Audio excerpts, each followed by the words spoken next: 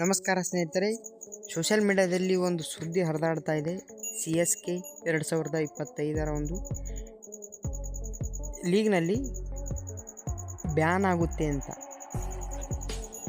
ಎಲ್ಲ Instagram, Facebook, ಕೆಲವು ಜಾಲತಾಣಗಳಲ್ಲಿ ಹರಿದಾಡುತ್ತಿದೆ.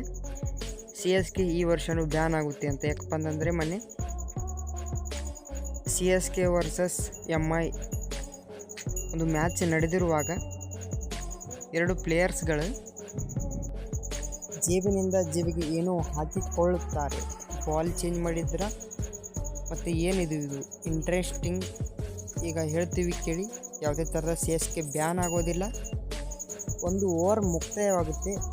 ಇನ್ನೊಬ್ಬ ಬೌಲ್ ಹಾಕೋದಕ್ಕೆ ಹೋಗುವಾಗ ಕೈಯಲ್ಲಿ ಒಂದು ಉಂಗುರವಿತ್ತು. ಆ ಉಂಗುರವನ್ನು ತೆಗೆದುಬಿಟ್ಟು ಇನ್ನೊಬ್ಬ ಪ್ಲೇಯರ್ಗೆ ಇಷ್ಟೇ ಅಲ್ಲಿ ನಡೆದಿದ್ದು.